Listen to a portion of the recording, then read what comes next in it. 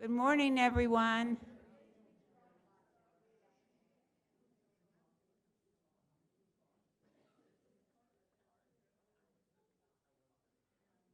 Okay. Welcome to our fifth session of Life at the Forest. There may be some confusion because in the Forest Forward it said we were doing the Health Center today, but we're not. That is next week. We're doing today. Nathan is going to be speaking about general services. Can you hear me? Okay. All right. So Nathan's going to be speaking about general services, and Matt is going to be speaking to us first on IT.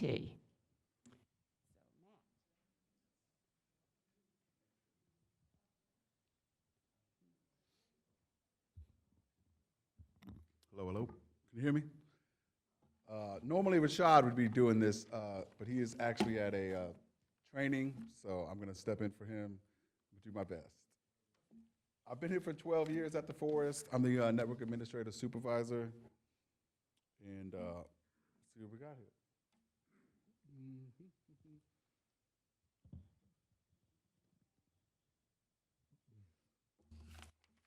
Let's see what I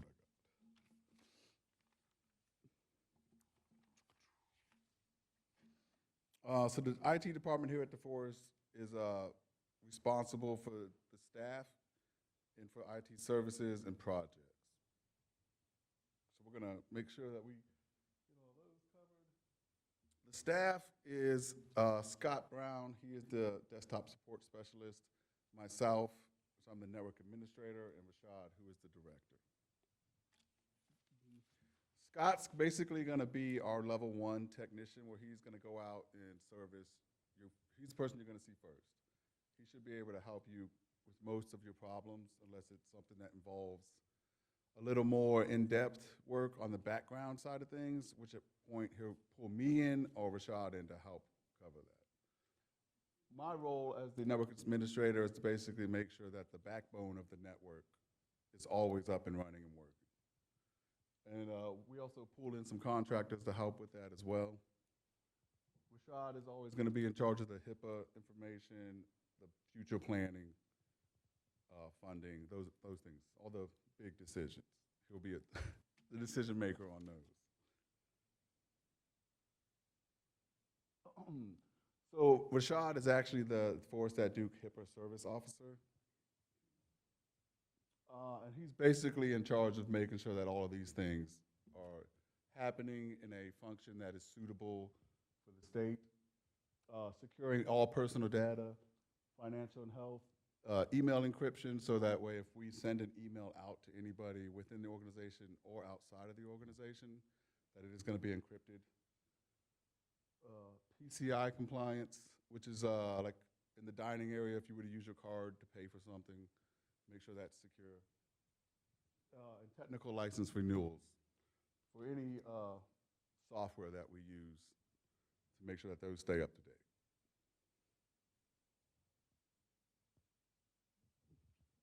Text service.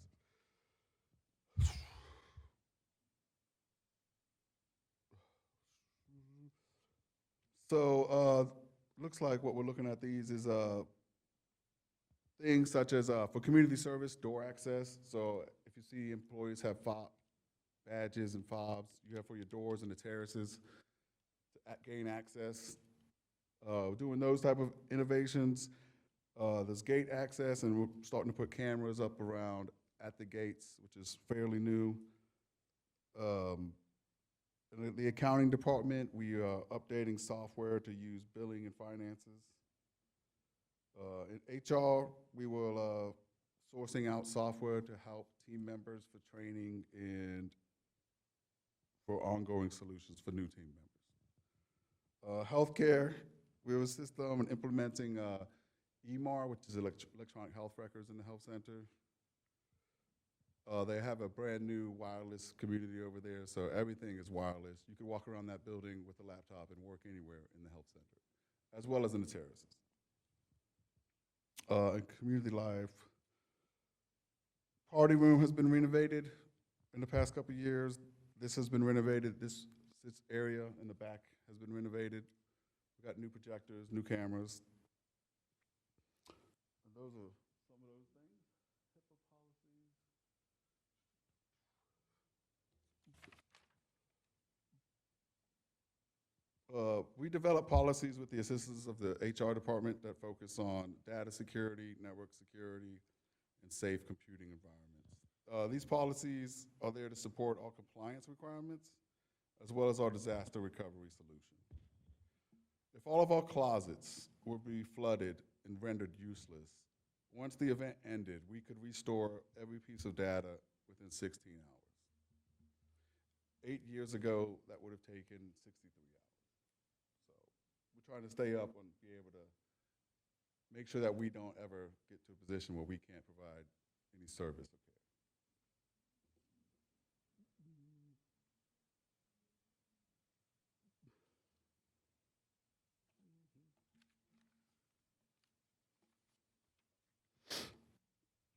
All right, we provide assistance to residents. So whenever a resident newly moves in, we help them set up anything that they need help setting up, and that is always free of charge. We provide television, so we will order you any Spectrum boxes that might be needed. We will also help you connect those whenever they get here. And that is all free of charge. Oh, okay. Sure. We also assist the residents with tech issues that may arise, and we have an hourly rate of $50, which we then break down to by 15-minute intervals. So it's $12.50.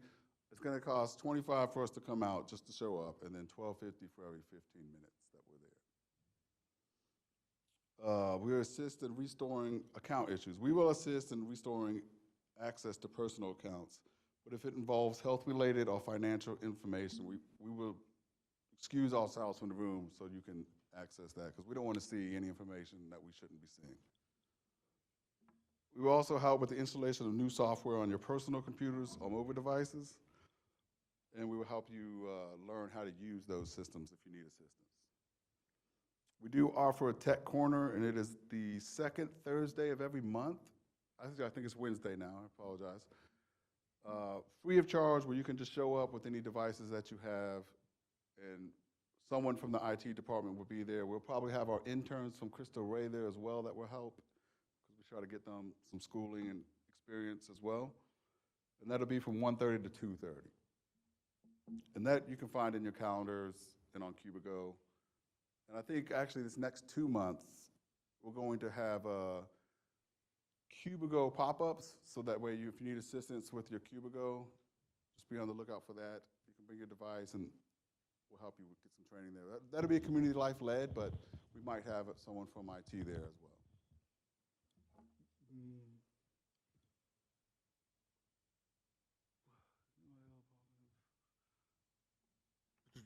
So I think the projects, we did a big fiber network installation. The goal is to make the whole campus just one big network. It's a little difficult because we just built 2 new buildings.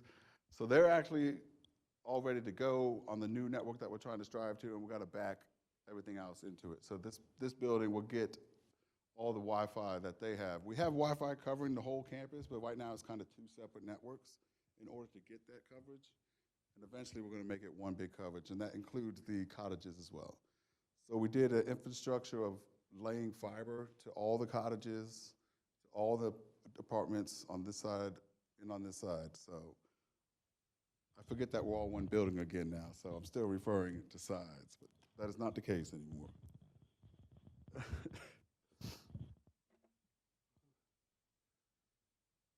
So if you have any requests, you can always reach out for Cubigo you can always reach out to us through Cubigo, I apologize. There's a section that's located at IT, and you could actually put in an IT request and any services you need. We can also respond to you through Cubigo, so it's almost like we're communicating through email, but it's actually just going through Cubigo. If you need to, you can also email us at itsupport@forestduke.org. That does also go to everybody's email in the IT department. So myself, Rashad, and Scott will all get that email all at the same time. And then we have listed there is the numbers for everybody in the IT department. That is everybody's desk phone, which is also can be located in your handbooks, I believe. Everybody good? Yes.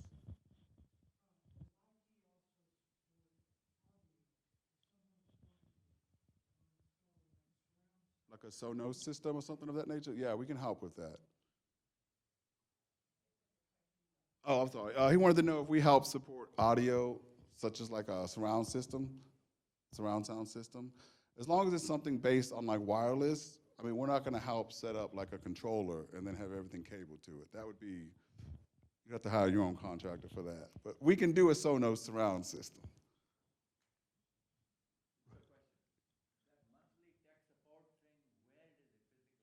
It's gonna be in the room right over here, the living room, which is the room right across the hall from here. Yes. Mhm. I think he is. It's not. I'll get him in there. If he's not, but that was his number up there. If 4002. Any other? Yes.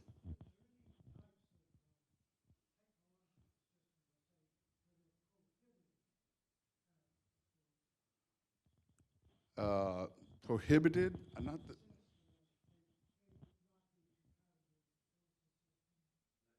like your personal technology systems.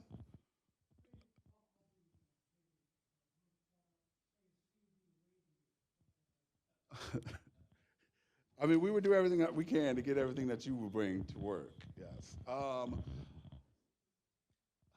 mean we've got a little bit of everything. We got like Captel phones out there. I don't know that I can think of off the top of my head anything that wouldn't work, that we couldn't make work. Okay. Never know. Anything else?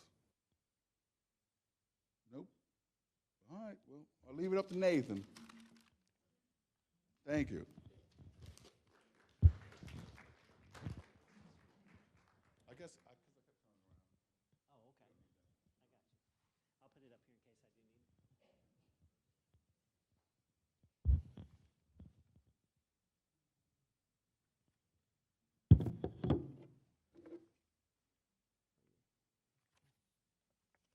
it. Good morning.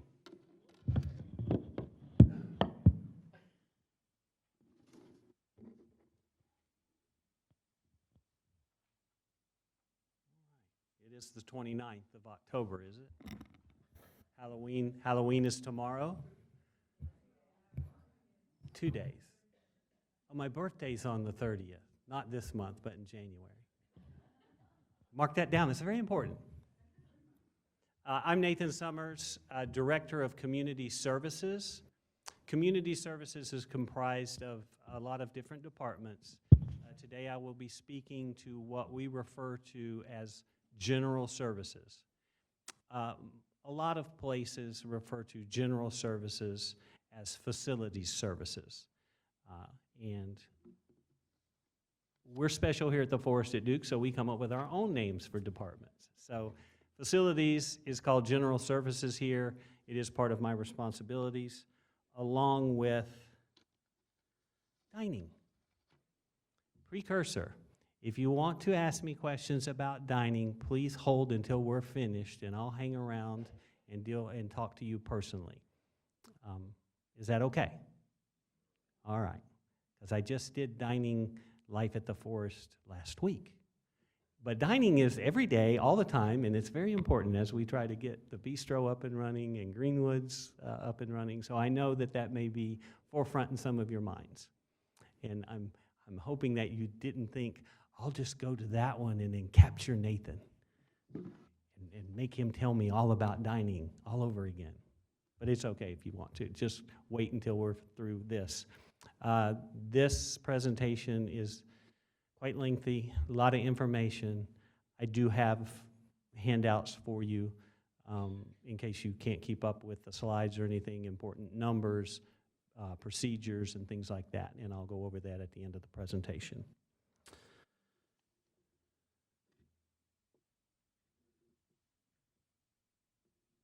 answered the question about what is that. General services is facility services. It is comprised of security and transportation, maintenance, housekeeping and laundry, and landscaping. And just to give you some idea of the scope of what that is. We have almost 50 acres of land here at the Forest at Duke. It's pretty much completely built out. You can have a sigh of relief. I don't think we could squeeze anything else onto this property at this point. But just some funny data points. We have over 600 toilets. That's being conservative. We have approximately 15 miles of domestic water piping and another 11 miles of sanitary and vent piping. That's a nice way of saying sewer. We have about 1.5 miles of natural gas piping. We have over 450 HVAC units of different types. We have a VRF system in our new health center. We have traditional residential HVAC systems in the new terraces building and in our apartment buildings. And we also have a 60-year-old technology, maybe older than that, called a two-pipe system that has a chilling tower, and it's quite lovely, except probably 100 years ago when they first started developing HVAC systems, North Carolina was pretty temperate, didn't have a lot of seasonal changes. As we've moved through time, the two-pipe system does not handle spring and fall very well. And you'll notice, especially this time of year, when it's cool in the mornings and then it warms up in the afternoon, you will find cold and hot spots all through the community center areas. That's because the system takes time to adjust, and there's nothing we can do. The water circulates through the building as it does, and it picks up heat and carries it back to the chiller and vice versa, and then the heating elements don't know when to turn on and off. And running around and doing all that manually is not really, really good. So we suffer being slightly uncomfortable in any given situation. So I have to apologize that is our technology. One of our long-range capital improvements would be to move away from that two-pipe system and do something more and better that would allow residents to be more comfortable in places like the auditorium, where it's difficult for the system to cool and heat as fast as we would like.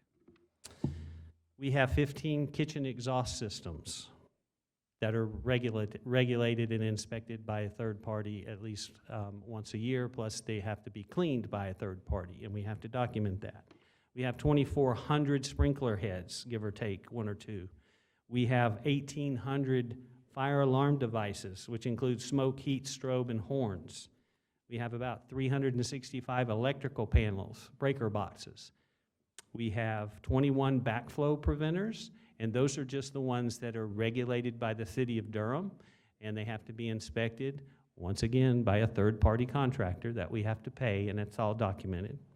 We have 4 biofilteras, which is a fancy way of saying stormwater cleanup systems. We have 2 in the stormwaters on the Forest at Duke Drive, and you'll notice them because it looks like a stormwater inlet with a plant growing out of it. That's what makes it a biofiltera.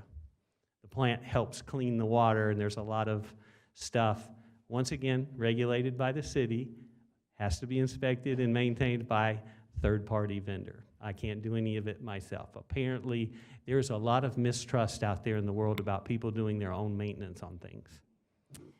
We have 1 stormwater retention pond. It is not a fish pond. It is not a koi pond.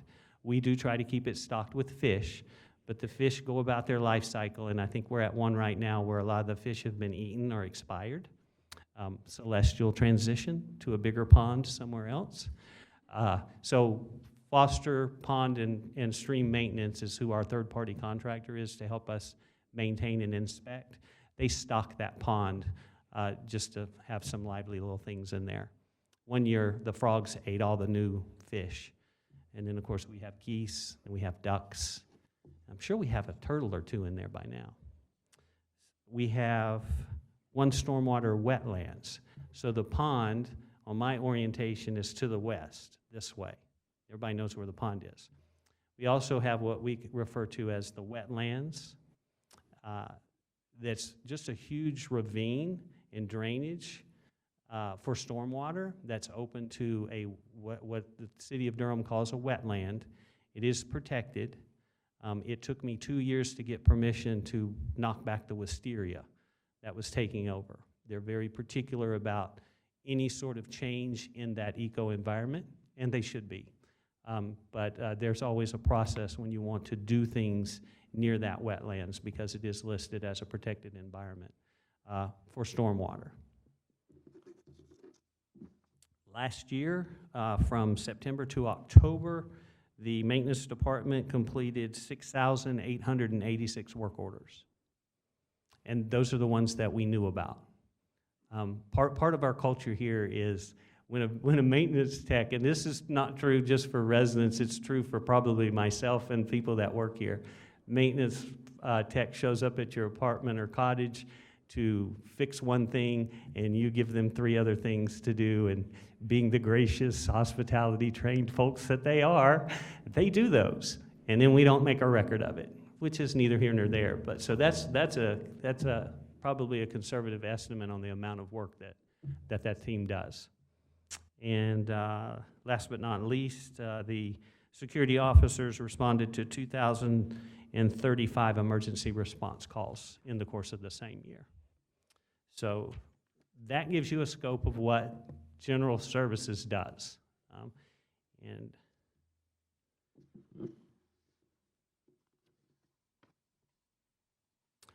I just did something from pre-pandemic area. Did you see me do it? I licked my finger so I could turn these pages.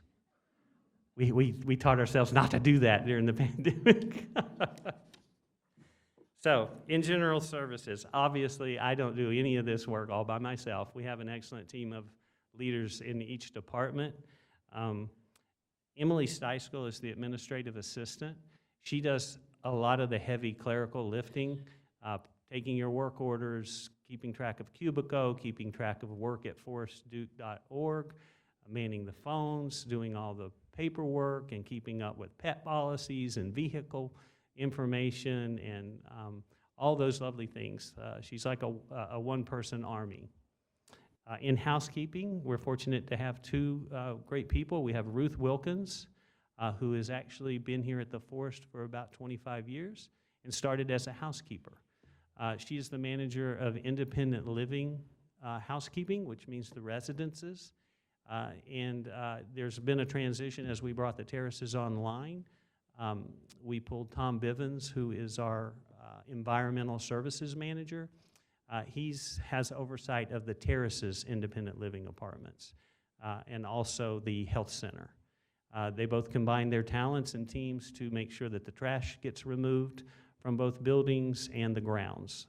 The trash cans that you see outside, and I have about 8 more trash cans coming for the terraces and west end of the community.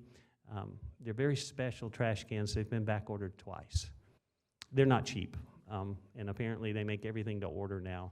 So there's no inventory of nice trash cans out there in the world that I'm aware of at this point.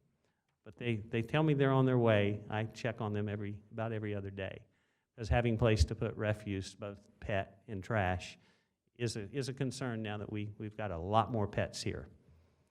In maintenance, we have Brian Wilkins. That's not a coincidence that Ruth and Brian share the same name. They're husband and wife, and they've both been here 25 years plus. Brian, again, started as a HVAC specialized tech when he was hired at the Forest at Duke, and worked his way up through the ranks, and he's now the maintenance manager. We have Charles Hutchins as our security and transportation manager, and we have Alicia Harris, who handles the transportation part of that department, and she is the transportation supervisor. And I come here in the middle of the night and do all the landscaping. We actually contract that out. Name of the company is Directional Landscaping. We are their primary business associate. The owner of the company spends as much time here as his team does. So we get a lot of good attention. And we're very grateful. I have worked with large companies like Brightview and Rupert and some of the other ones, Bland. They talk a good game, but when it comes to giving us the attention that we need and we pay for, they have fallen short. So having a small, self-operated contractor doing landscaping has far more pros than it does cons. Good, I'm actually keeping up without turning around so often. So in housekeeping, their main function is to maintain all the public spaces, cottages, and apartments. They do weekly, bi-weekly cleaning, which is a resident choice. They do vacuuming, mopping, and light dusting. It is light housekeeping. They are not maids. They don't come in and do a deep clean and spend, half the day in every apartment. They do time their work based on square footage.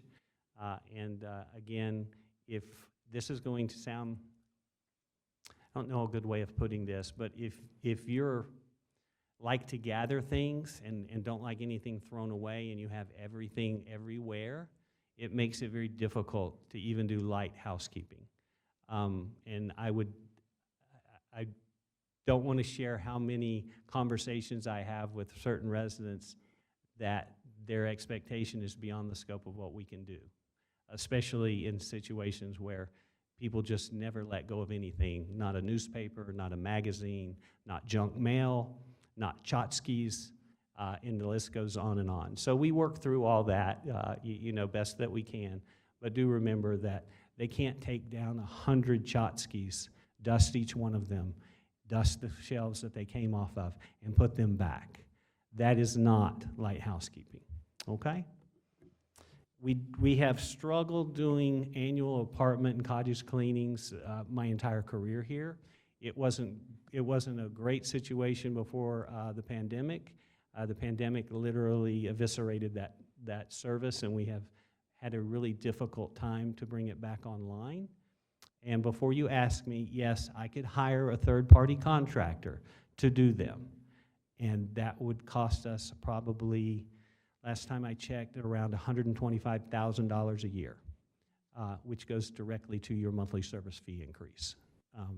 So, I have to kind of say, what's the most needed thing in an annual clean, and it's usually carpets. We try to keep up with the windows, but there are certain areas in the apartment buildings and cottages, for some reason, some windows just won't stay clean. If you have a dirty window, just put in a work order and we'll get it cleaned. Same with carpets. If you have a habit of throwing your red wine on your white carpets, and we notice a trend, then you and I will have a conversation about you paying for any of the extra carpet cleaning, okay? That's how that works. Yes?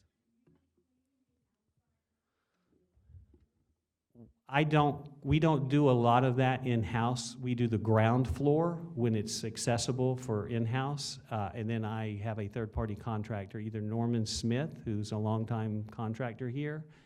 In the case of the terraces, that is not even scaffolding, that is rappelling down from the roof, and that's a once-a-year project. We won't do those one-offs unless we have a particular side of the building that seems to get dirty, and there's usually a side. If you're lucky, it's one side of a high-rise building that seems to collect most of the debris either coming off of the building or blown through the air. I would imagine with the construction that we have going on with our neighbor, the Caring House, a lot of that debris is coming across on the east side. I know when I park my truck over there now, it's filthy by the time I get off work. So we have to deal with the environment that we have and adjust accordingly. So that's a good. The terraces won't be cleaned again until after pollen season next year, which is probably June. Then it's warm enough and I don't have to worry about the weather too much and the third-party contractor saying it's too cold, it's too hot, it's too wet, it's my anniversary, I've heard it all. Good question. Maintenance, they maintain obviously the various systems that I gave you a snapshot of: HVAC, plumbing, electrical, generator, and pool. We have, I think, 3, 4, if I include myself, that's 5 certified pool operators who are trained to look at the pH in the pool, maintain the various systems, and we partner with Atlantic Solutions if we run into problems or anything like that.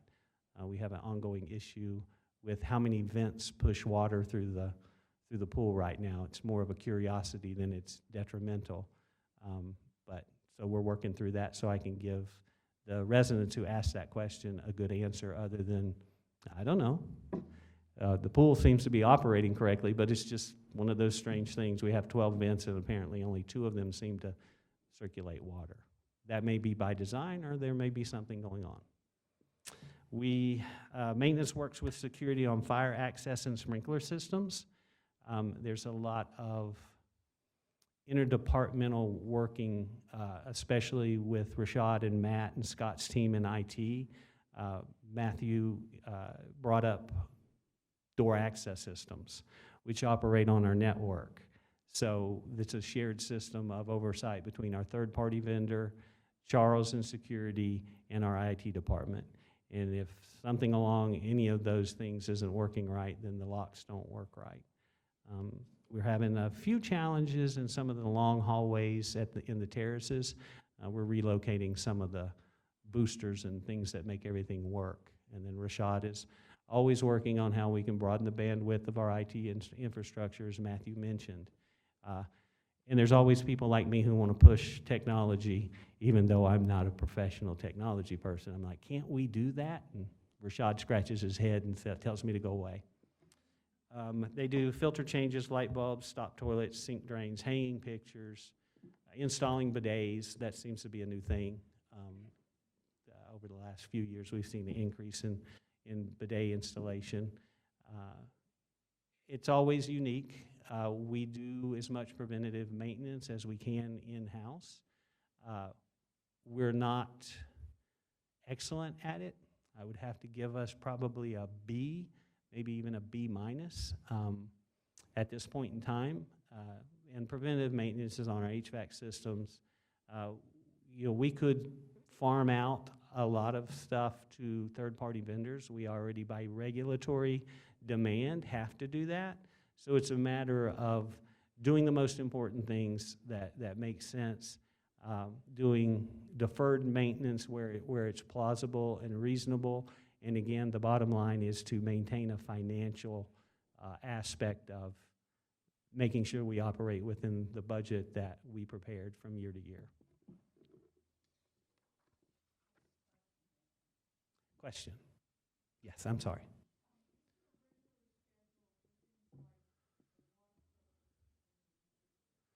The question is there a regular schedule for things like the water filter in the refrigerator? Yes. If it doesn't show up on our work orders, the refrigerator will blink and tell you, and then you would do a work order.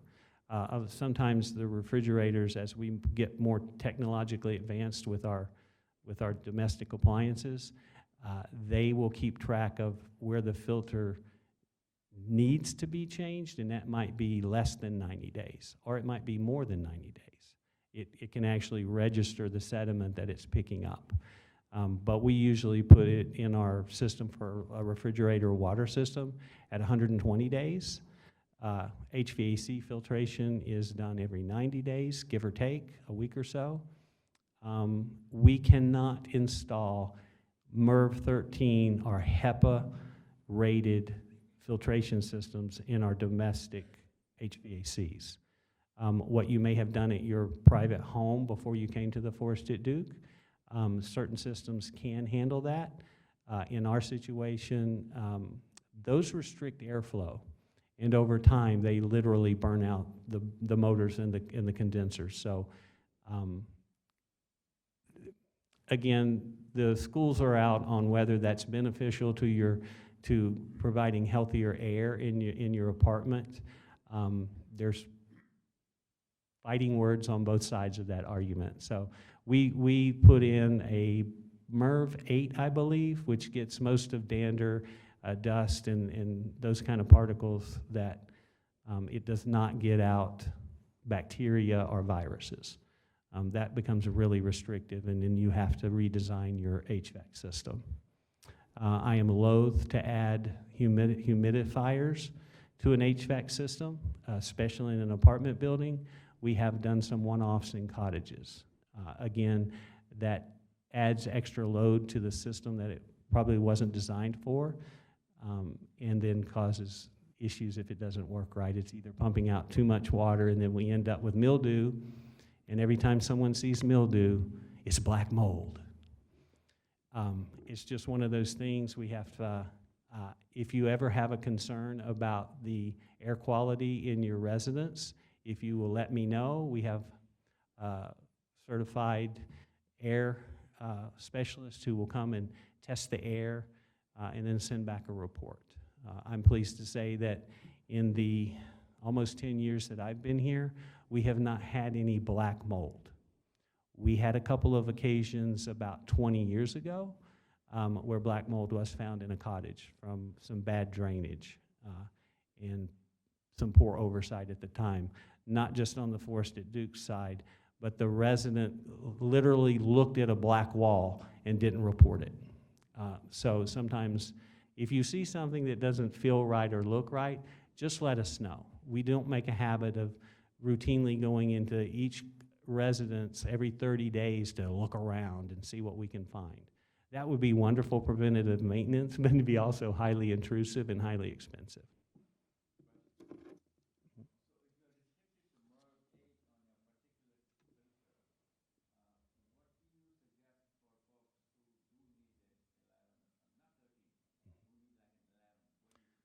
The question is, if we restrict our filtration to MERV 8, what do residents do who might want or require more filtration in their residence? My suggestion is to buy a standalone HEPA filtration system. Those come in all shapes and sizes, and we can help you maintain those if you get one. My suggestion would be to, at the very least, put one in your bedroom where you sleep. That's usually the best place to put an extra filtration for air. We can put filtration systems at your expense on the incoming water to your sinks. We won't do one for the entire apartment because that's linked to our building. And if something goes wrong with the filtration system, we could set off a flood on an entire floor. Cottages, I think we have one or two that were easy to do a whole house filtration. Most of our residents don't lend themselves to that. There's usually enough room to put one under a sink in the kitchen. You have a filter on your refrigerator that filters the water, so we're usually pretty good there. Yes, sir.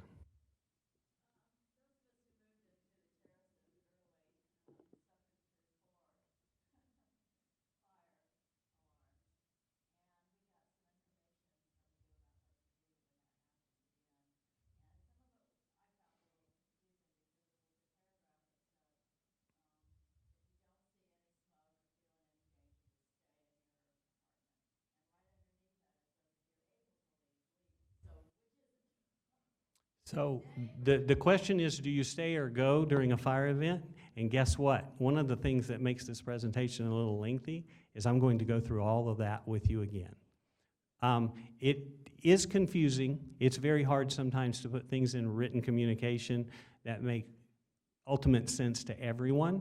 That's neither on the reader's, that's not the reader's fault nor the communicator's fault. Sometimes that's just the way it is. What it means with, if you don't feel in danger, stay in your apartment, or if you feel like you want to go to the stairwell, what that means is not all of us are physically capable of navigating a stairwell. And 95%, probably higher than that, we don't have active fire alarms where we need to evacuate. The buildings are well built, even the older part of the community. We have fire doors, we have sprinkler systems. Your best bet, especially in the middle of the night when you're half asleep, is not to head out of the apartment towards the stairwell. But if you're feeling so inclined and you want to test your skills, your independent living, go to the stairwell. Do what you want to do. I would not tell you not to evacuate if you think it's in your best interest. But having done this now for 25 years, I don't even like to do fire drills with residents that force them into the stairwells and down to ground level. I have broken more hips than I care to talk about in the early part of my career, so I kind of move away from that. We can do table talks, and Charles is good about meeting caucuses and going through the finite aspects and answering questions, which he will continue to do. And like I said, I'll cover the high points. So it's a personal decision. You have the option to do either. We can get you out of an upper level apartment. One of the things that the city of Durham makes us do is build buildings that they actually have fire equipment that they can actually get us out of the upper buildings, ladder trucks and so on and so forth. My first directorship at Pine Knoll was a renovated 5-story building. It was the only 5-story building in Southern Pines at the time. St. Joseph of the Pines actually had to buy a fire truck that could reach the 5th floor. So they do take it serious, and sometimes it hits your pocketbook, but that's how it goes. So thank you, that's an excellent question. All right, security overview. They do a lot. Yes. Yes.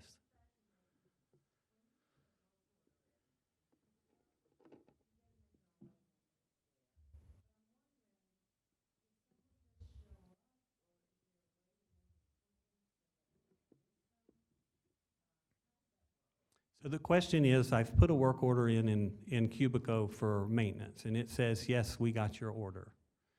And is there a way that we could schedule so that you don't miss our maintenance? There is. It's not clean. We're no different than Sears, or no, that's not a good analogy. They're out of business. Who's a good one? Anyway, Walmart, or Progressive Heating and Air. If you need them, they will tell you, I'll be there on Thursday between 8 a.m. and noon. We'll let you know if we can fine tune it, but we're just going to show up. It's no different for our team. If you have to be there or you have a request that you need to be present, it just takes longer to get the repair done, but we will accommodate you. And I know that affects people who have pets or who just like to be present when work is done. So we can schedule that. That would require a phone call or an email to Emily Steiskell. And if you use work@forestduke.org, that's a much faster way than trying to communicate through Cubico if you have particulars. Because Cubico does some wonderful things, and we're still learning how to leverage its capabilities. It is about a year old, and we're still trying to figure out what's the best way to communicate with that tool. So in that situation where you would want to be present or want to have a scheduled appointment, I'd reach out to Emily through work@forestduke.org. And I have that information for you in a take-home. Thank you. So security overview. They provide security presence within the community 24/7, 365 days a year. They do foot and vehicle patrols. They man the main gate during operating hours. They respond along with nursing staff to the emergency pendants, which I'll go over in a few minutes. They monitor the cottage alarm systems. They repair, and I'll do all the battery changes on our sensors, which includes our intrusion alarms at our cottages. They make sure with the maintenance department and myself that we have all our safety-related equipment and systems such as fire, smoke and sprinkler alarms, cottage intrusion alarms, and the electronic access doors and the gates are in proper functioning. We have a resident response system. The old one was called R-Care. We have a new one, it's called Centrac. It was 2 years in vetting new systems to replace our older system. We landed on Centrac. We quietly installed it over top of the old system, so at no point were we without a response system. It went pretty well. The two systems are different in their technology, but they do provide the basic, if you push a button, someone will come help you. But Centrec also gives us a lot of forward future growth in what we can do with that system, just outside of responding to a fall, or you thought you saw a bear down near the wetlands and you want somebody to come investigate. Okay, but we'll talk about that too. Transportation overview. We provide transport for medical appointments. We provide concierge transportation to RDU and local venues. It is not a taxi cab service. There are some policies and procedures to schedule that transport. So if you suddenly decide you need to get to Wadu at 6 o'clock and it's 4 o'clock, don't call us. We don't have the vehicles nor the manpower just standing by like a taxi service. But if you're going to go to RDU next month and you want us to help you get there, we can do that. We partner with Community Life on bus transport. A lot of times we provide the drivers for those transports, and we do a community shuttle service. We will continue, even though our parking has improved considerably with bringing the terraces online, we still don't have lots of convenient parking, especially for the staff. And even if you're a resident in, let's say, our farthest east apartment building, and you wanted to go to the health center or the terraces, walking through the entire building, which you could do now, is still a pretty good hike.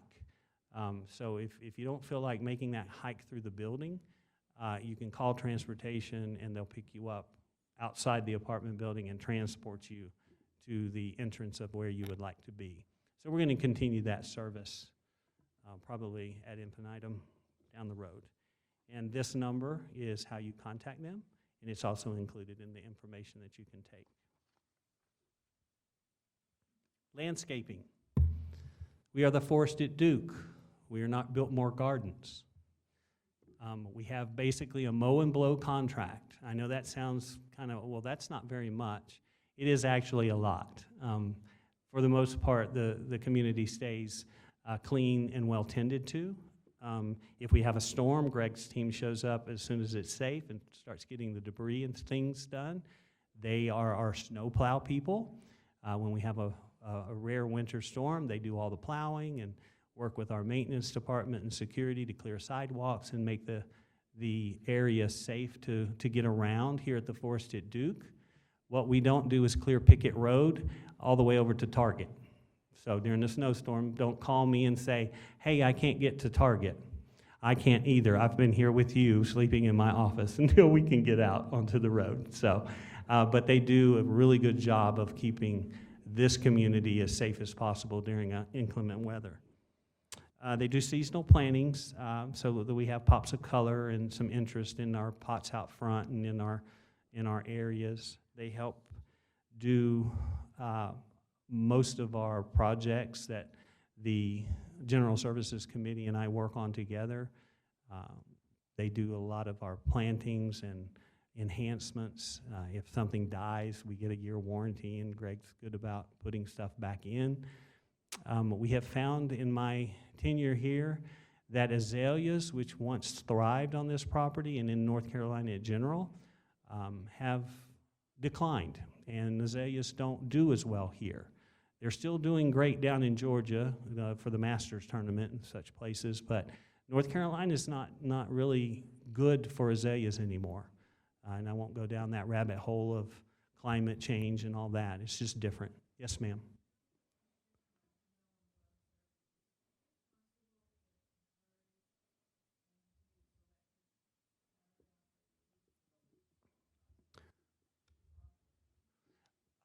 The question was, could I encourage them to use, instead of gas-powered blowers and such, electric? We have had conversations. It is extremely expensive for a small company like Greg's to switch over, and then they end up having to maintain two systems because electric isn't appropriate in all places. We're still having conversations about where he could use that equipment here, and would the Forest at Duke be willing to help with the capital infrastructure of that? So it's not It's not going to happen next week, but we are in discussions. That's a good question. Thank you. They do some private services, but I kind of dissuade Greg from getting involved in that because it can get very confusing about what his obligations and responsibility are to me as the Forest at Duke owner, and then what he's doing privately. And if that gets gray, then that's my fault. So I try to, he can do some small things as long as I know, but you can't stop his people and ask them to plant your marigolds just because they're standing there and they're the landscape company. We allow a numerous amount of private gardeners to help maintain your yard if that's what you choose to use. This is highlighted because it is a bone of contention with me. We have a lot of policies and procedures, but I try not to add more and make your life a regulatory hell like mine is. So what I would ask and implore everyone to do, and pass it along if you hear someone saying something to the contrary, nothing should be planted, placed, attached, or hung on any indoor or outdoor area without prior permission.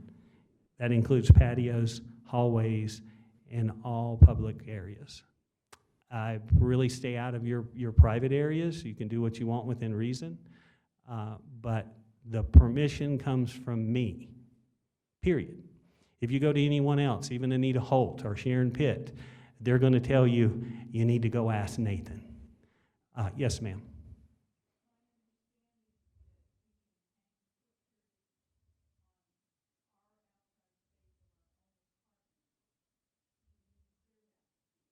The question is, we have the understanding that we can hang pictures and artwork on the outside of our apartments on the walls that adjoin.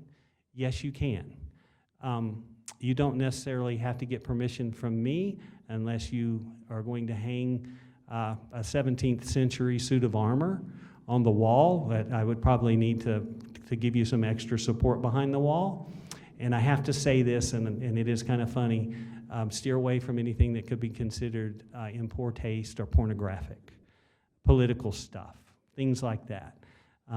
You'd be amazed at the lack of thought sometimes that goes into, well, it's my apartment.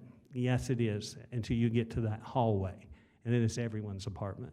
So again, if I stumble across something that I go, I'll just have that private conversation with you. When in doubt, reach out, have a conversation with me, show me a picture, show me the artwork or what you want to do, and that'll be fine. Yes, ma'am.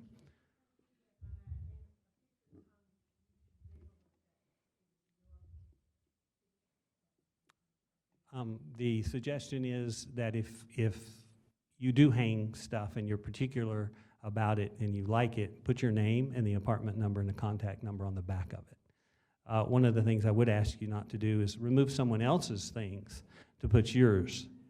If it's virgin territory, you're pretty safe. But it does come up, you know, we have residents who transition either to the higher levels of care or celestial discharge. And we don't take their stuff down, we just leave it. So it does help if you put your name on it. If we know you're no longer in that hallway, we can remove it and see if your family wants it, or we move it to another area where we think it might I'll have to calculate how many square feet of actual hall space we have sometimes, so I can add that to our fun facts. Good questions, good comments, good suggestion. Thank you.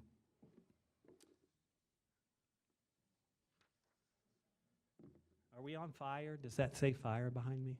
All right. Doing good so far. It is really hard not to turn around and look at those. It's one of the things I've been working on, not doing that. So, fire, in general, if fire alarms have not sounded, you pull the fire alarm station at the nearest exit. Fire alarm stations are at every exit in all of our buildings. As you leave out of the building, it'll be the last thing you see on that exit door. It'll be right there. You pull that, it'll set the alarms off. Any smoke detector or fire alarm in our hallways will set the entire building off. If the smoke detector goes off in your cottage or apartment, it does not set the entire building off. It alerts security that there's a problem in your apartment and they will respond accordingly. If you can, evacuate using the stairwells. Be very careful if you decide to do that, opening the door to the hallway. Rule of thumb is feel it. If it feels warm, don't open it. And then open it very slightly to see if there's smoke in the hallway. Probably telling you something you already know, but smoke inhalation kills more of us than actual fire, okay? It will overcome you in seconds, and then the fire will get you, okay? Yes, ma'am.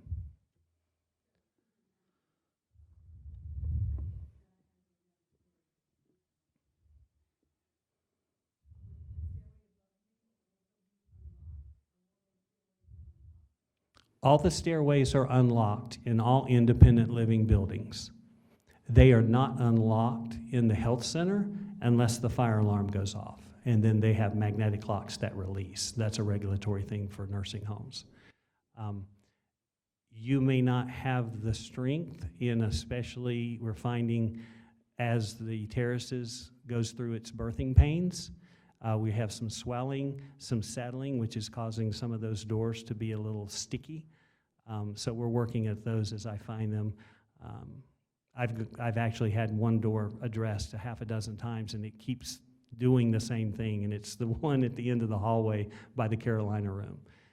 At one time, I couldn't even get it open, and that was all I could do not to kick it, because it's frustrating. But we do want to make sure that if you decide to use those stairwells, that you can get through the doors pretty easy.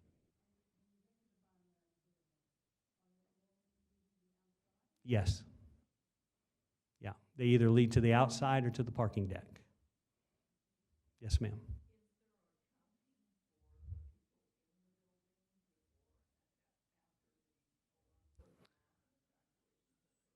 If we truly evacuate, and it is an actual event, yes, people like me and other administrators and anyone who's on duty will start going around and finding out who you are, what apartment you lived in. Because if that truly happens, the fire department takes control of the situation, and they will go to every apartment. They prefer to not go to apartments that they know are empty, but they don't take that chance because you may have inadvertently left your spouse behind. You probably saved your pet, and then, oh no, I forgot and left Harold back there in the apartment. So we do have a system for that, and it's basically a head count. And then if we can't locate you, we give that information to the fire department. I will tell you that I am not a firefighter. Once I evacuate the building with you, I will not go back in the building. I will work to keep you calm and get your names and keep you happy and well hydrated or warm, depending on what's going on, until it's the all clear's given. Again, 9 times out of 10, probably 9.9 times out of 10, it's a false alarm because a smoke head decided that some dust was smoke, or it just starts going bad. We had one that caused the terraces to go off 3 times in less than 2 days, which was irritating for both the residents and aggravating for Charles and I, who had to deal with trying to figure that out with a brand new system. One of the unique things about the Forest at Duke is, given the age and how we built everything, we have 3 different fire control systems that are similar in how they work, but not similar in how they look and which buttons to push and how to do an all clear and those kind of things. So while we know the basics, there are always nuances to each system like that that we have to work through.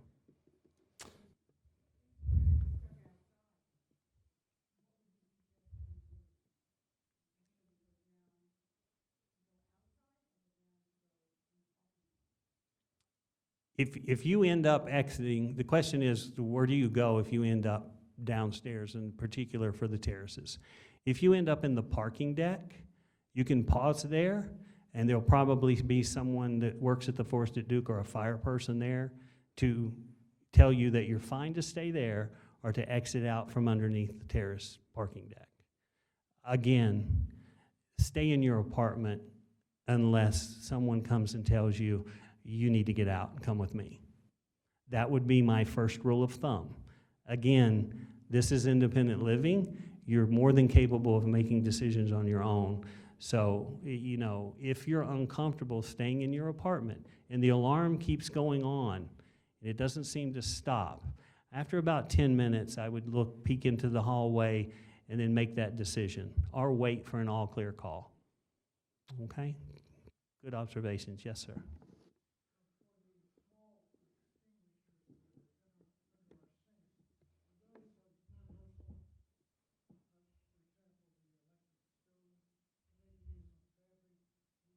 Yes, the small fire extinguishers you find in your apartments and cottages are universal. And I'll actually show you how to use that in just a second. I'll talk you through it. I'm not going to get one out and spray it. Yes, sir.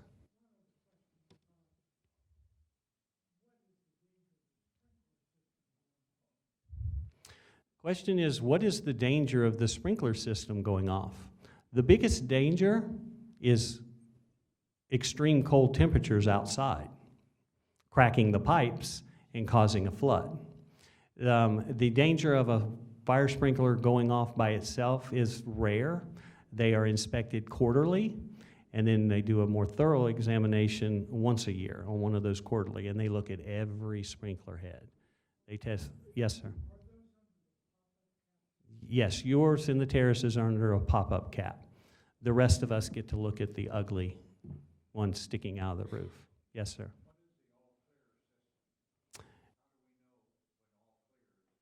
Well, we'll either go door to door, okay? We'll use our telephone emergency response system, which I'll go over in just a second, to give you an automated phone call. In the health center, they have a PA system. We have a microphone in the terraces. We're not real sure if it's hooked to anything in the apartments. Charles and I are looking at. What we don't want to do is just go down there one day and start talking, and then you hear voices in your apartment and start hitting your emergency response system that you've now got a haunted apartment along with drainage problems and ants. So, yes, sir. No, because I wasn't expecting it. And if we get a TENS call, guess who will make that arrangement? You get one guess. Who do you think will institute the TENS call? Me. So I don't mind getting woken up at 2 o'clock in the morning to send that, but we didn't have that system in place because we rarely have the need to do an all clear. But it being a new building, I should have known better, and that responsibility and fault lies with me. I just wasn't expecting to have a bad smoke head. Foolish of me. Brand new buildings always have something, but I was hoping it wouldn't be a fire smoke detector. At any rate,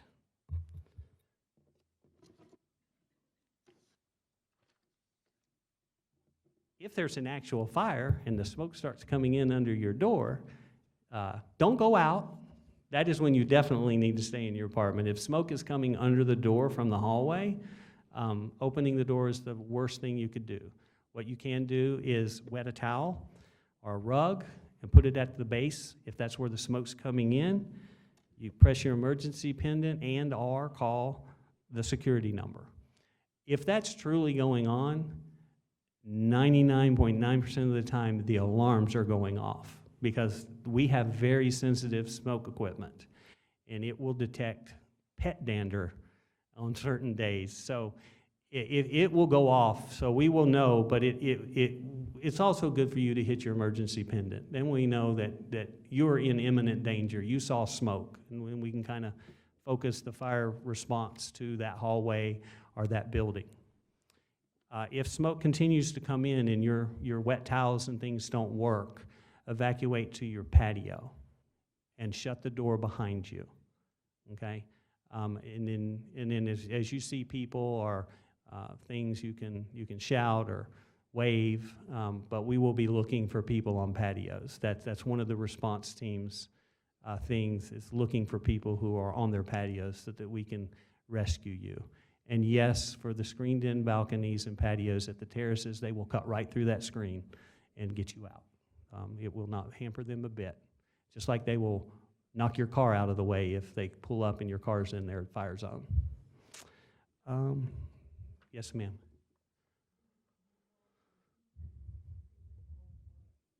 I'll cover that in the 10s. The question is, we all receive pennants. Do I know if they all work? And I'll answer that in just a minute. If you're a resident with special needs and evacuation is needed, fire assistance will come to you.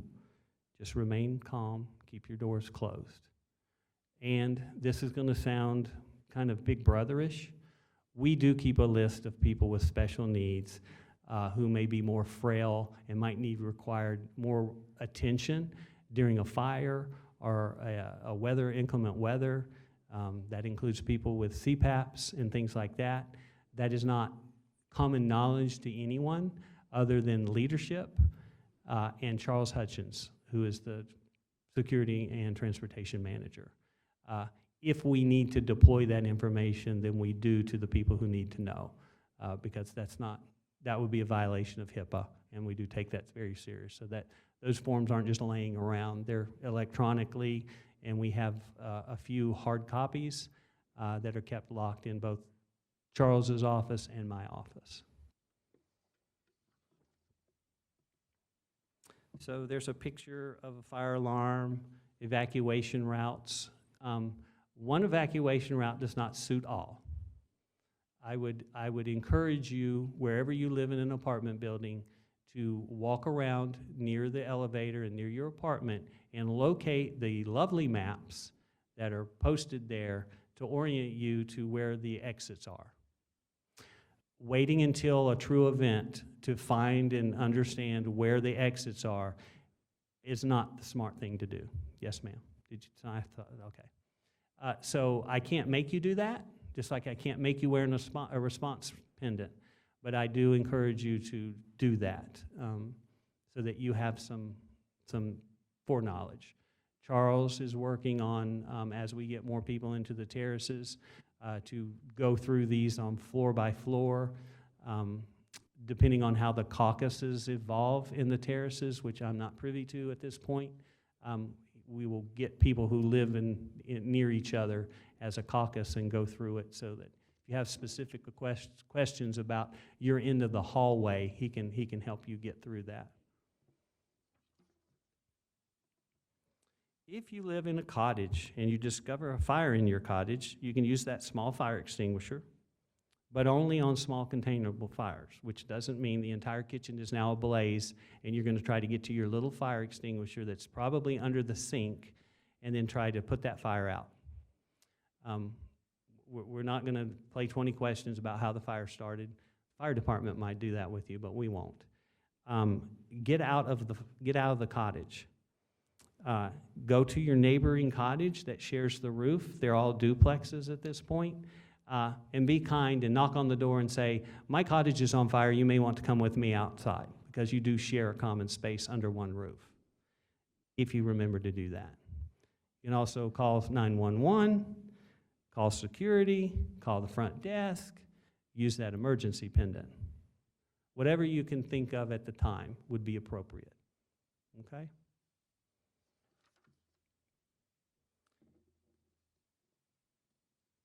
To use a fire extinguisher, there's the age-old acronym of PASS. That means you pull the pin on the fire extinguisher. For those of you who also have hand grenades in your apartment and cottages, it works just like that. You pull the pin, but you don't throw the fire extinguisher at the fire. You pull the pin, aim the nozzle at the fire. Don't look at the nozzle to see if it's working. Point it at the fire. Squeeze the trigger. Those of you who are familiar with firearms, you squeeze the trigger. You don't need to snatch it and hurt your fingers. Squeeze the trigger and wave the extinguisher chemicals at the base of the fire are the best that you can do.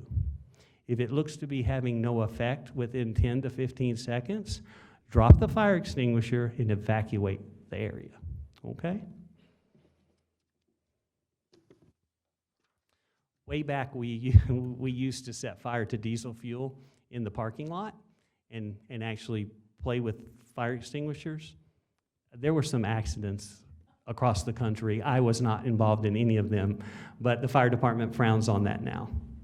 Now we can buy a $30,000 propane system that simulates a fire, but that probably comes with its own issues, so we haven't invested in that technology.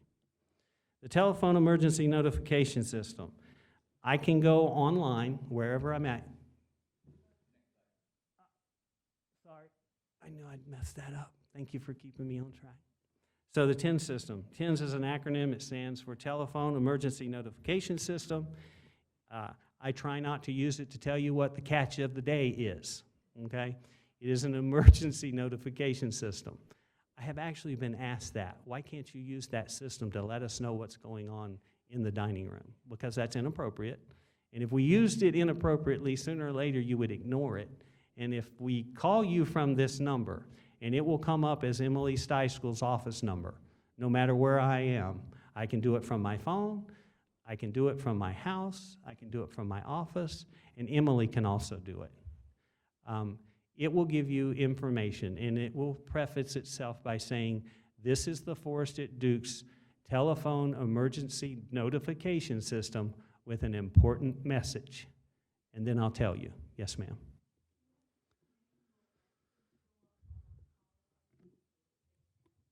No.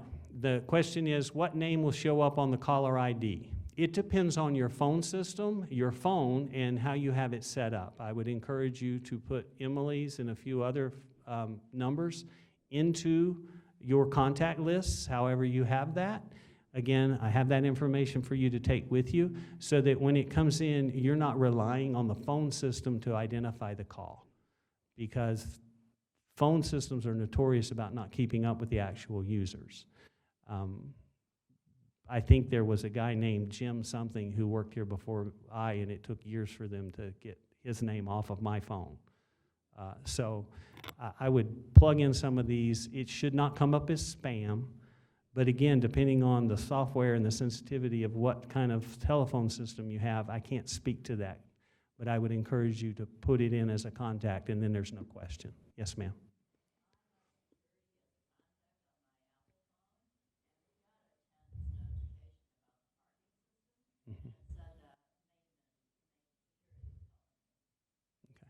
So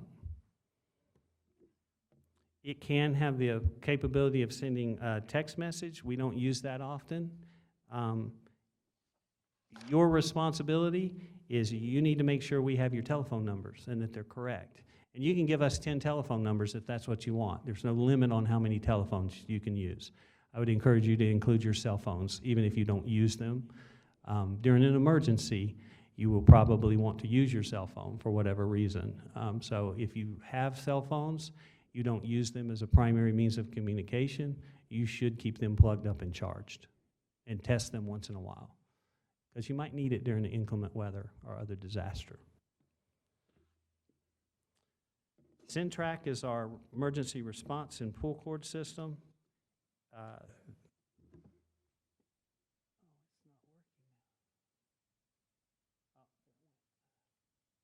think I'm squeezing it too hard. I get nervous talking in public. So anyway, so Centrac. Old system was called ArcAir. The new one is Centrac. Those are pictures of the wall pull cords. There's a pull cord over there by the door. They're in most of our common areas. We have a few common areas in the terraces that have not been brought online yet. The building apparently had a little more concrete and some other building materials that weren't accounted for from the building plans when they built the system. So they're working through boosting that right now. But all the residences and hallways and things are covered. It will send a notification. You could send it to a pager. We don't use those anymore, but it can send it to a pager. It sends emails. It makes phone calls and text messages to the respond nurse and to security. If neither of those folks clear the alarm, it escalates and then sends it to Charles, and then it sends it to me. I'm about 30 minutes out. So if no one has cleared that emergency response system in 30 minutes, I get a phone call and notification, and then I have to look into that. I have not received any of those. Most of our calls are resolved within 10 minutes max. And it's usually that long because the security guard was busy helping the resident or the person who was in need and forgets to reset the pendant. And this pendant is a lot easier than our old system. You can reset it at the pendant without needing a special tool or a pin or anything like that.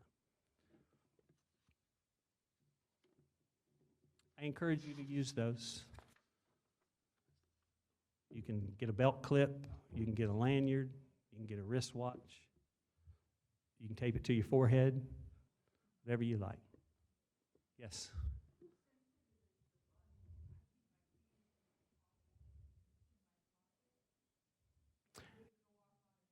The question is, how sensitive is the button?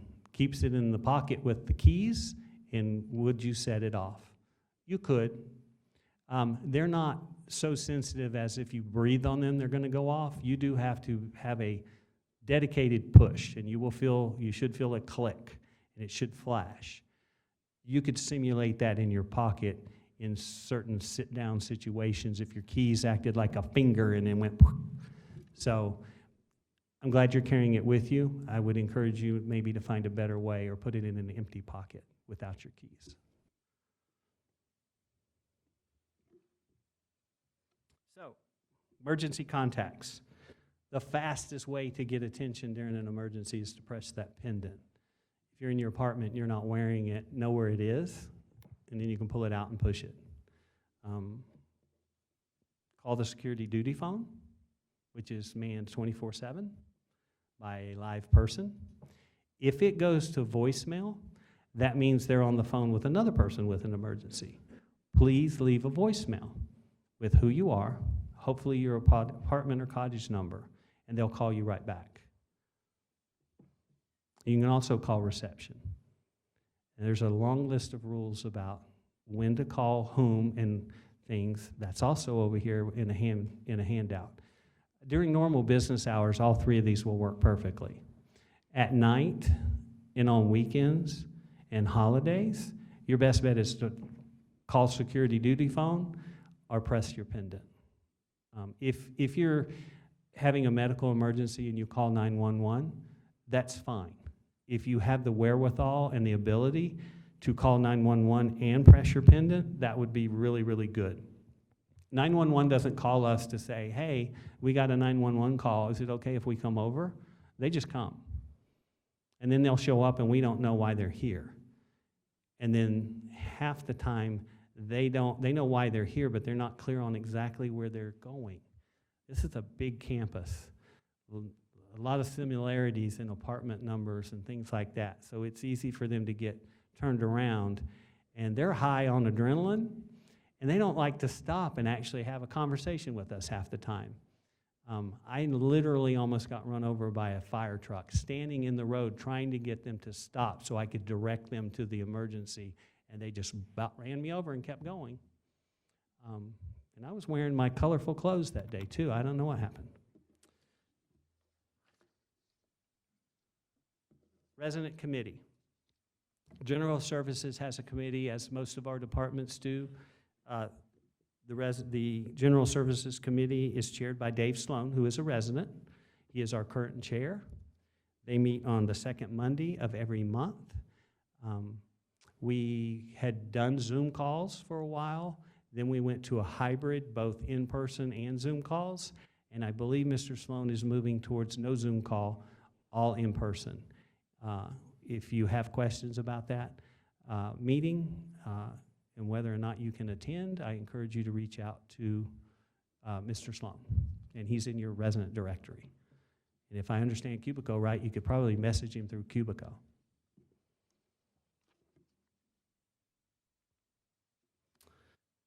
That is Charles Hutchins helping someone back to the health center when we had a really long skywalk of about 800 feet to our old health center. Much shorter now to get around. It looks long on paper. Some days it feels long. And having walked back and forth more times than I can count, There are times when it feels like a long walk to the terraces or even longer walk to the health center, but it's actually pretty convenient most days. Any more questions? All right, right here.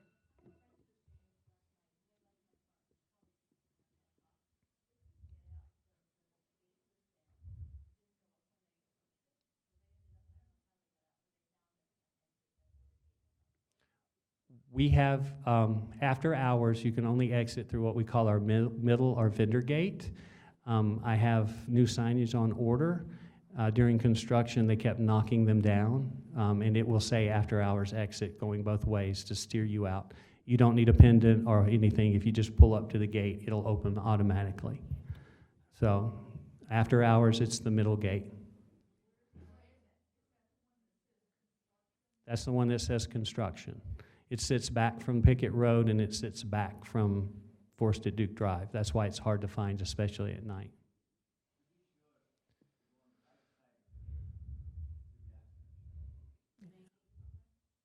The middle gate.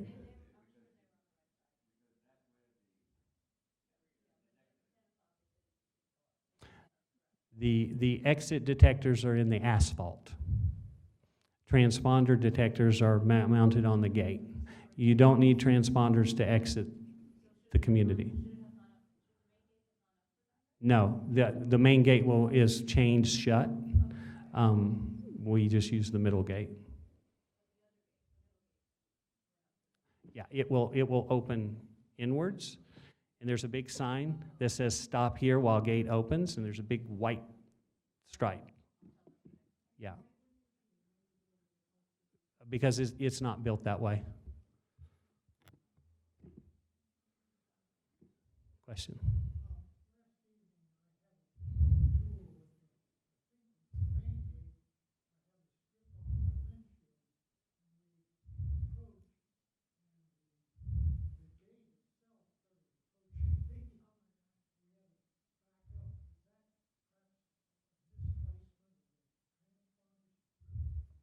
You were coming into the community?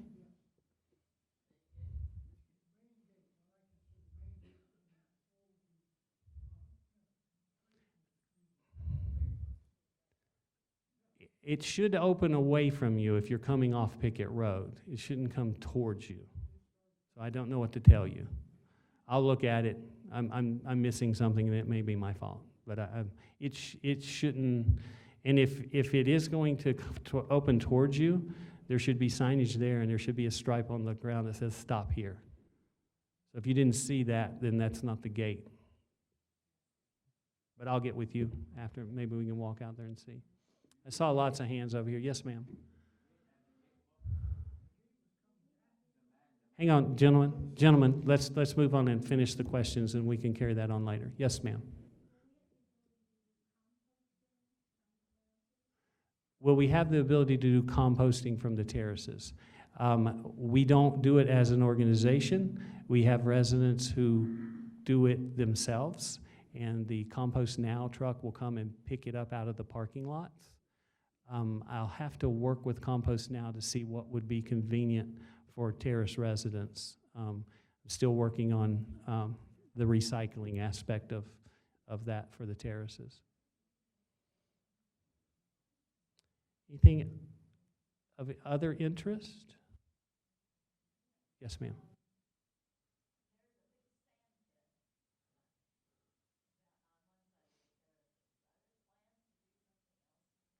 There is a big sand pit on the south side of the terraces. That is our last biofilter demanded by the city of Durham. It's still not got final approval, so I can't touch it. I can't make it more pretty. I can't hide it. Can't do anything until the city of Durham says you have a bona fide rated Filterra that we approve of. For all I know, they could come back and say, we don't like any of it, start all over again. The fact that we have our occupancy won't slow them down a bit. I think it's 99.9% correct. After we get that approval, then I can submit more plans on what they will allow me to do to make it not such an eyesore.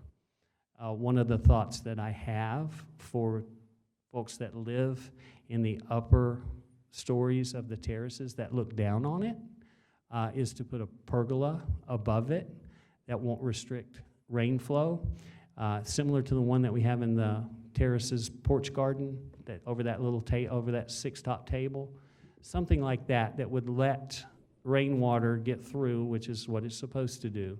But if you look down, you wouldn't see the sand pit. Yes, ma'am.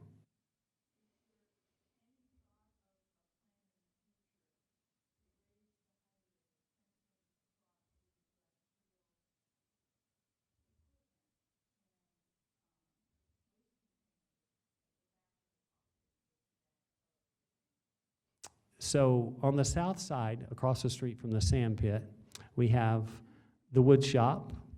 We have the, also included in that building are the remnants of the 2-pipe system that functioned for our health center that we demolished.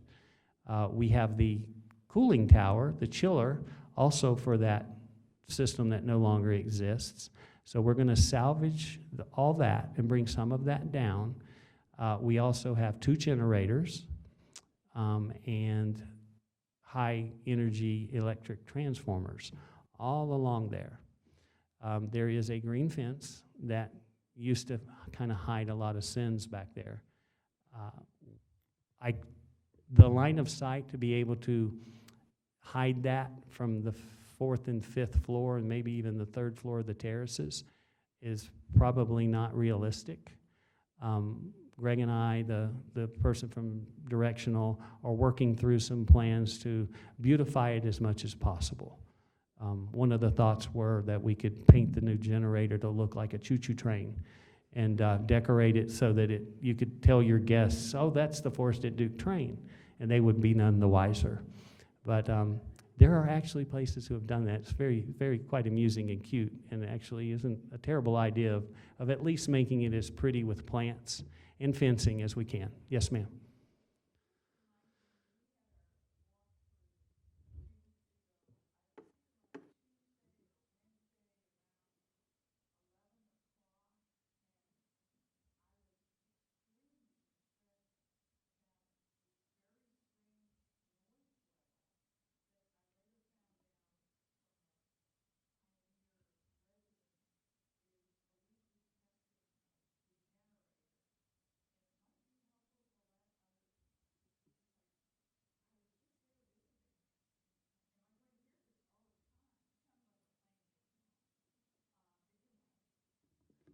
So the comment was, I need to get a general memo out. We have 3 generators on property. They all have to be tested weekly. We do that test with our folks.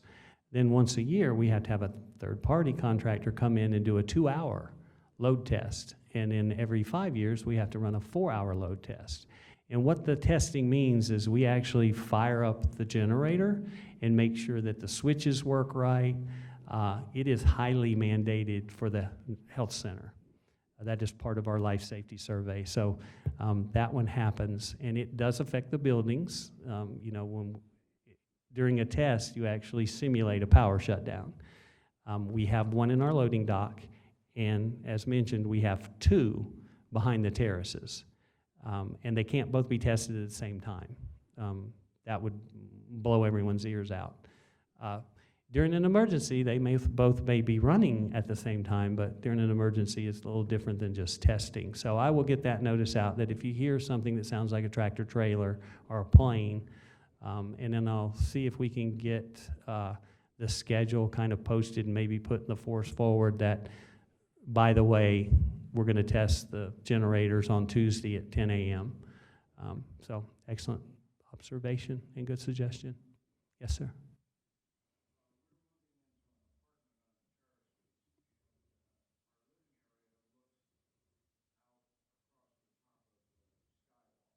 Mm-hmm.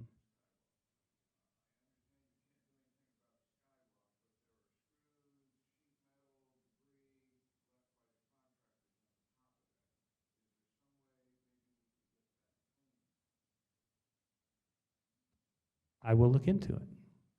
Yeah, I'll bring it to the contractor's attention. They're still here, and they're still doing some things, but thank you, appreciate that. My time is up. I'm sorry to leave you. Folks, have a great day. There, Next week is the health center tour and hearing from the health center personnel. next week, Health Center tour. You get to meet Leanne Bailey Clayton, the Health Center Administrator, and do a tour. Again, there is some paperwork up here with frequently called numbers, some fire procedures, things that I know that you won't put in the back drawer of your kitchen and forget where you put it. If you can, post some of this stuff so that you have it. Have a great day, folks. Thank you.